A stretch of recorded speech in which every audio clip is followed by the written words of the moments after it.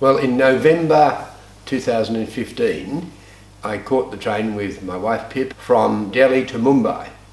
One particular night, the train stopped under a railway bridge, and I found myself looking through the window into almost someone's, as if their house had been cut in half, and I was watching everyone, and I realised that this family was living under the railway bridge, and I thought, they're so poor. It was obvious they had no money at all, and I thought, hold on, and I quickly took some photographs just with my iPhone, and I also went on to Google Maps and took a picture of the actual location. And I thought, gee, wouldn't it be great if I could send someone back to help this family? So I'm hoping you can go and meet them with a translator and then tell them the story about how I saw them, and I've just sent you back with the photographs, and then we'll find out a bit about them and see if there's any way we can help them. Especially the one with a little girl who's between 6 and 8 years of age, and she has a little bracelet of a pink cloth. Yeah. You might get there and find they're no longer there. Wow, what an adventure. Yep.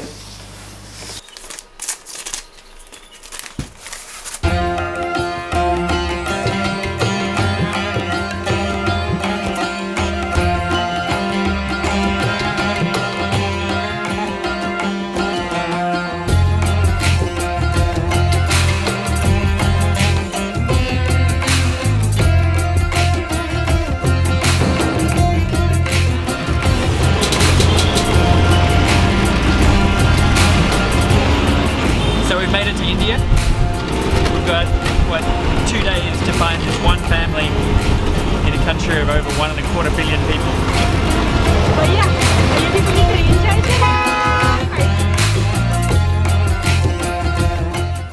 it. So we've just checked into our hotel here in Vadodara, and one of the lovely girls in reception, Jayati, said she'd actually come out with us right now and see if we can find this family. So we're going to go out and look for this particular bridge, and fingers crossed, hopefully the family's still just living underneath. So she took us out down to the bridge. We finally found the right bridge. There were homeless people sort of living everywhere around it, in a whole slum area really, and it was really hard to explain to her that we really wanted to help this one particular family, and she was like, but there's heaps of families, you help this one or this one, and it's too hard to find this particular family, why would you bother, it's impossible. And we thought we explained what we wanted, and then we kind of said, okay, let's go down and try and find the family, and she said, oh no, let's first of all go shopping, and we'll buy some things to give them as an introduction. So then we went to the markets and we got some thongs and like a pair of pants and a jumper type thing, and by the time we went through the crazy hectic market and barter and all the other stuff, it was dark, so it was kind of too late. So this morning we went down to the bridge, and we think we might have seen the little girl with the pink armband on, but we couldn't really be sure, and because we don't speak Hindi, and it was a little bit awkward, kind of us just standing there and them over there, and I think we needed someone there that could introduce the story properly. And in the end, we had to just leave really. We had nothing again. That was halfway through day 2. We still really had nothing. Hello. Hey Dick, it's Chris and Jess. How are you? Hello, Chris and Jess. How are you? Good, thank you. We're very good. So, quick update. We've got a very good contact we've just cracked onto through the bank here. There's a guy who, his best friend is the head of the department of something at the big university in town.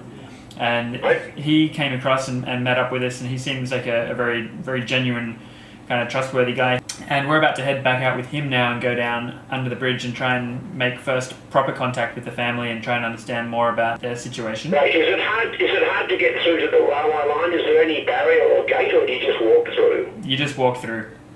Wow, I realise it's going to be fraught with difficulties, and there's about a 90% chance you'll come back and say, look, it's too impossible. But I'd really love to try and help that family if possible, and I know you're going to do your best to see if we can help them. Wonderful, thanks. That sounds absolutely fantastic. Thank you. Okay, thanks Dick. Bye. Thank you. Bye. Obviously there could be all kinds of problems, like they might not want to be helped. They might, even if we found accommodation for them, they might rather stay in their community they've got there. And yeah, it's tricky, so hopefully we'll go there now and actually meet them. So we all piled into his car and drove down near the bridge and then hopped out and walked underneath, and Now with the confidence of someone being able to speak their language, we all just walked across the train tracks and walked up to the family and brought out the photos and started asking, who's this in the photo? Where's this family? And everyone was crowding around trying to work out if they recognised anyone. Initially I think people thought they were in trouble and they were all denying it, saying no, it's not me, no, I've never seen these people in my life. There was a guy there in the photo, you could see he had it looked like a weird looking leg. It was a really shiny leg, but it turned out it was a prosthetic leg. And the same guy was walking around, and that was a definite match. And it turns out he'd lost his leg due to a train. A train ran over his leg and cut his leg off. But then more and more people started to recognise themselves in the photo, and particularly the one person that was missing was the girl with the little pink armband. And so we're asking everywhere, saying, where's this girl? And then they sent off to try and find the girl. Eventually, the mum sort of brought the girl over, and she thought she was in trouble because there were all these people in suits, and the bank manager was there as well, and everyone was very, very formal. And she kind of got dragged over, and then dragged into the thick of everyone. And she kind of hid her face and started crying because she was really, obviously pretty scared about it. She didn't know what was going on. But finally, sort of, she recognised herself in the photo, and we started to kind of go from there. So finally, the story kind of came out that this girl, her name is Divya.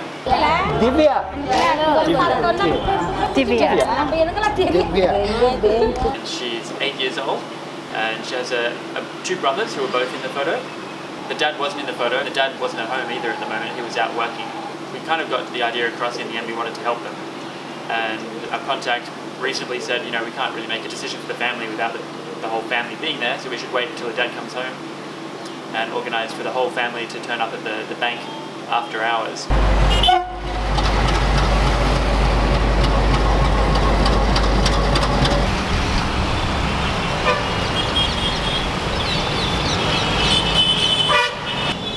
Yeah, it's a giant crocodile just sitting there.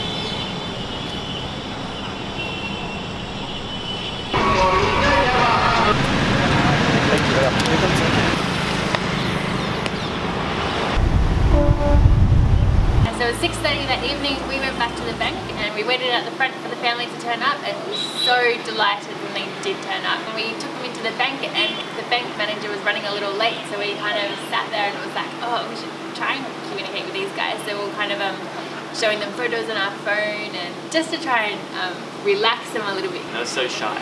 Yeah, really shy.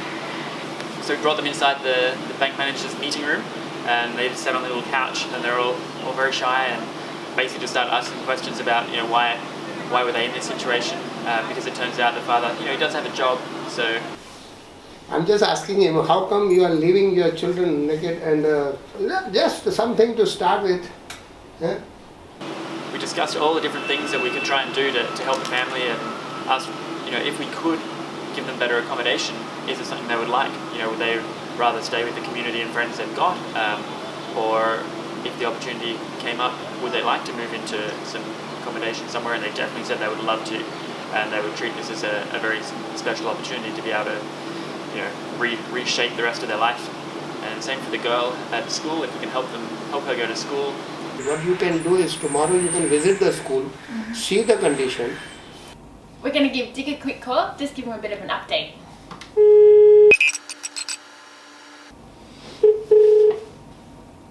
Dick Smith. Hey Dick, it's Chris. How are you? Oh, that's perfect. Good. Now, how are things going? That email you sent was just so exciting. We read it out to our staff, and everyone's very motivated. That's fantastic. No, it's been going really well. The girl is amazing. Still there with all of her pink wristbands on, and So you reckon she's the little naked girl in the photo? Oh, for sure. And her two brothers as well. They're the little ones playing with her in the photo. Ah, amazing. Yeah, it's Wow. it's a really beautiful family. It's too unbelievable. Have they found a plate flat to live, or have they got harder?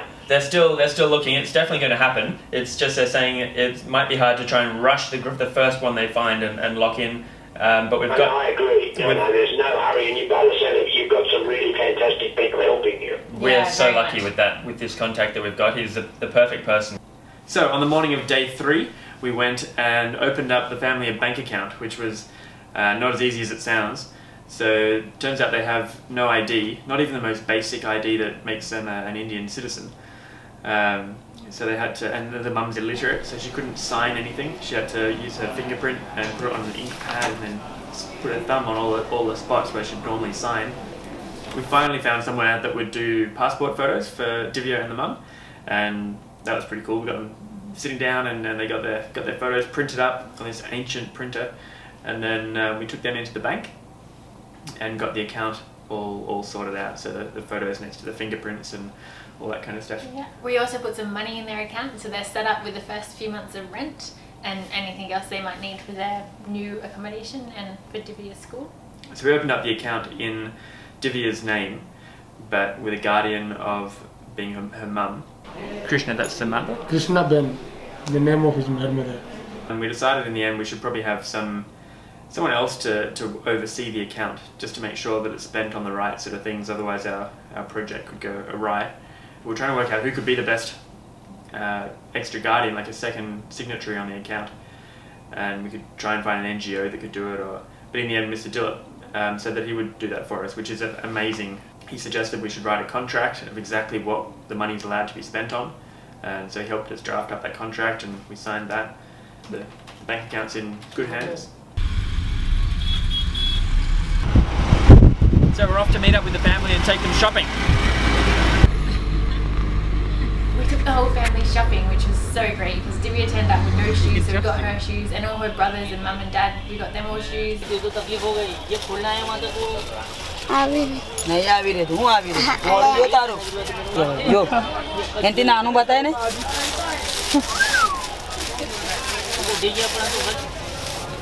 बराबर छे It was tricky to shop with them because we couldn't speak any of their language, obviously. So like we'd saved all those photos of things like school bags and pens and pencils and things, and then we're just sort of showing them on the phone, and they'd be like, oh yes, and they'd run off over here, and then we'd find someone that sold them.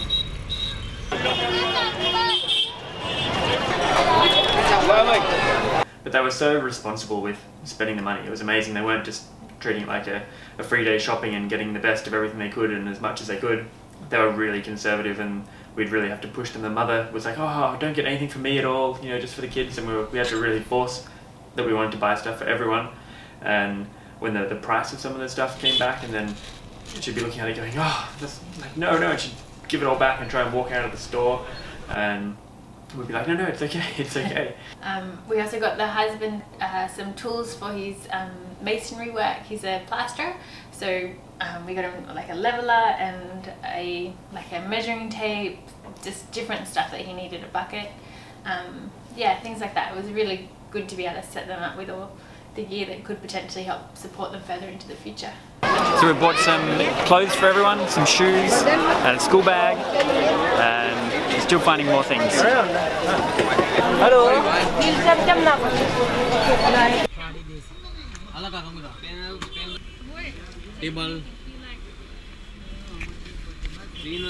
Yeah, cool. Yeah, mathematics. And the little girl, is she a real sweetie, is she? She is pretty cute. She's pretty bright and sort of curious on what's going on around her. Just quite shy, but she is warming up, as you'll see in the photos from the beginning bits to where she's at now. We actually get some smiles now, so it's lovely. Have you seen the school or not yet? Not yet. No, first thing today. School कई बाजू से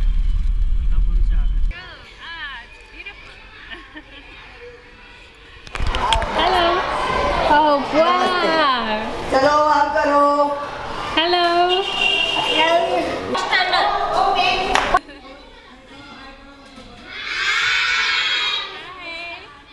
And this one. This is the. So Divya would start attending school regularly now, which was great, and we were almost late for the airport, but we really wanted to see the accommodation that had already been organised for the family. But Dr. Chelani just said to leave it with him and he'd look after them and make sure they got a good home. Thank you very much. It's been wonderful to meet you. Thank you very much. ચાલો દિવ્યા તને હું મારા ઘરે પણ લઈ જઈશ હા કોઈ વખતે